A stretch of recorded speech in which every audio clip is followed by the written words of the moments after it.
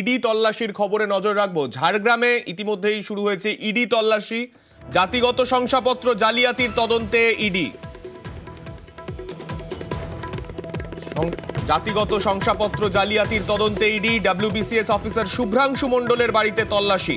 ঝাড়গ্রামের বাছুরডোবা আবাসনে অভিযান।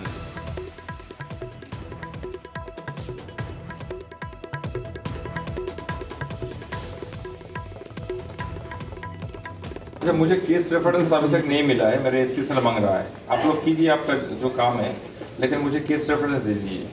नहीं नहीं नहीं, मेल अभी तक नहीं आया।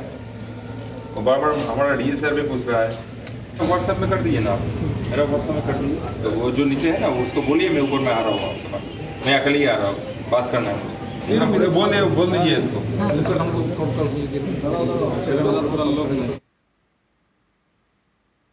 আমাদের সঙ্গে রয়েছেন আমাদের প্রতিনিধি রাজু। আমি রাজুর কাছে যাব। রাজু, ঠিক কি কারণে এই শুভ্রাংশু মণ্ডল, যিনি একজন ডব্লিউবিসিএস অফিসার, তার বাড়িতে তল্লাশি অভিযান চলছে?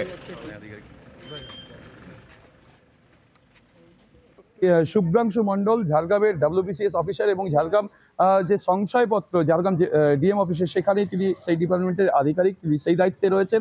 প্রবেশ করেছেন এবং চারিপাশে কড়া নিরাপত্তায় মুড়ে ফেলা হয়েছে। ভেতরে কাউকে প্রবেশ করতে দেওয়া হচ্ছে না এবং তার পাশাপাশি যদি দেখা হয়, গোটা এলাকাকে মুড়ে ফেলা হয়েছে। এবং কি বিষয় নিয়ে তল্লাশি হচ্ছে এবং কি বিষয় রয়েছে এই তল্লাশির পেছনে, বা যে সংশয়পত্রের কথা বলা হচ্ছে, সেই সংশয়পত্র ভুয়ো বা যে জালিয়াতি করা হয়েছে তা নিয়েও যেমন গোটা বিষয়ে তদন্ত করা হচ্ছে, ঠিক তেমনই আবার যে ইডির আধিকারিকরা এসেছেন, তারা গতকালই রাতেই কলকাতা থেকে রওনা দিয়েছিলেন এবং আজ সকালে ঝাড়গ্রামে এসে পৌঁছন এবং ঝাড়গ্রামে বিভিন্ন জায়গায় ঘোরার পরে এখানে এসে তার এই যে আবাসন, সেই আবাসনে এসে প্রবেশ করেছেন এবং সকাল থেকেই এখনো পর্যন্ত আবাসনের ভেতরে তল্লাশি চলছে। এখনো পর্যন্ত যে ইডির আধিকারিকরা এসছেন, তাদের কাছ থেকে কোনো রকমের কোনো কিছু জানা যায়নি। কিছুক্ষণ আগেই ঝাড়গ্রাম থানার আইসি জানতে চেয়েছিলেন যে তাদের কাছে কোনো ওয়ারেন্ট রয়েছে কি না, সার্চ ওয়ারেন্ট, সেই সমস্ত কাগজপত্র নিয়ে যখন তিনি এসেছিলেন তার সাথেও কথা বলেছেন।